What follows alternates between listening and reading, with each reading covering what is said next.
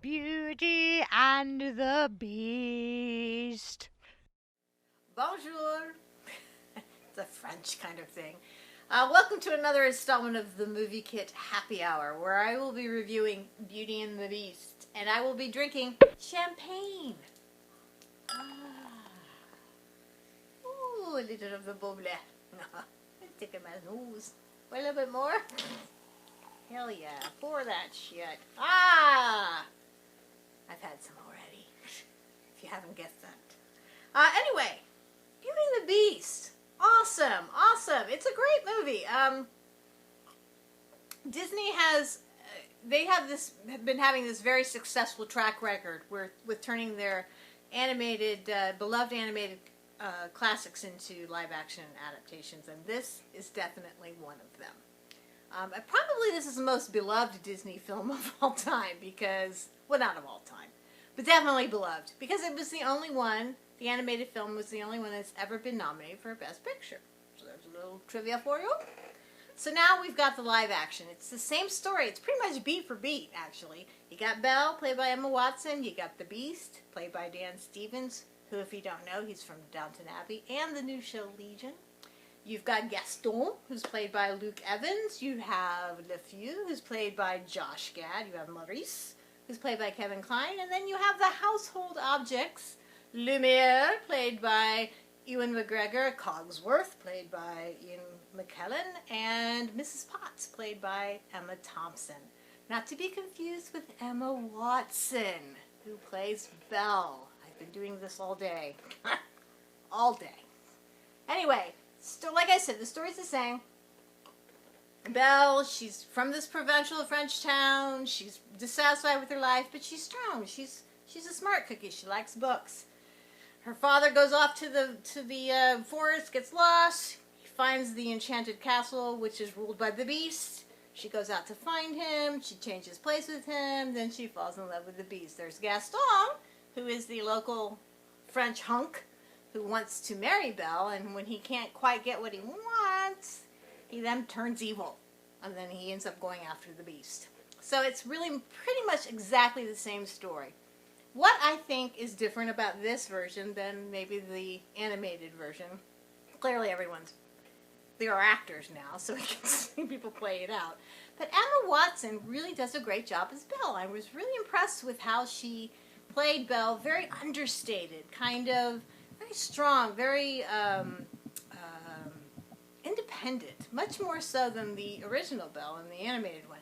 To be honest with you, not a big fan of the animated one. Wasn't my most favorite of that ilk. I think Little Mermaid still is my top favorite, and they are making that one into a live action adaptation, so I'll be looking forward to that. But yeah, Belle annoyed me a little bit in the animated one, but this time I liked it. I liked Emma's, interpretation of it. And she's definitely freaked out by all the animated objects that she meets in the Enchanted Castle, but she handles it very well, and I just like the sort of the subdued part. Dan Stevens doesn't get to do too much as the Beast. This is the one thing I have to say. I don't know about any of you, but the prince, when he turns back into the prince at the end of the movie, when the curse is broken, he's proven himself selfless, and he falls in love with Belle, and Belle loves him back. He turns back into that prince. He was frickin' hunky, alright? He's probably one of the hunkiest princes around, with the blonde hair and the muscles. I don't know, girls, you agree with me? I think so, for sure. So when that was happening in this movie, I was thinking, poor Dan Stevens, I don't think he's going to be able to measure up to the hunky prince from the animated one. He does a pretty good job. He's still got the blonde hair and everything, but not nearly as hunky. But cheers to you, Dan. For giving it your all. Probably the other two that I really loved the most in the movie were Evans as Gaston and Gad as Le Feu. He's so hilarious. When are they going to make Book of Mormon? That's just a side note. The other thing is that Le Feu is gay in this, and Bill Condon, the director of the film, has said, oh yeah, it's no big deal. It was sort of organic to the story, and it made sense that he would be gay, and he kind of comes out as gay, and it's fine. But look, all of the wonderful songs are there. Alan Menken, was contributed to this greatly. He created 3 new songs, which, to be honest with you, weren't, didn't necessarily bring it over the top, but they definitely added a nice element to it. It sort of showed, the songs actually showed sort of Beast's background, and then you also get to see Belle's background a little bit, kind of what happened to her mom. There's this enchanted book thing that the Beast shows her, so that's kind of new. Other than that, just sit back. Maybe you might not be able to bring a glass of champagne to your movie-going experience, but let me just say, you'll be drinking champagne in your heart when you watch Beauty and the Beast.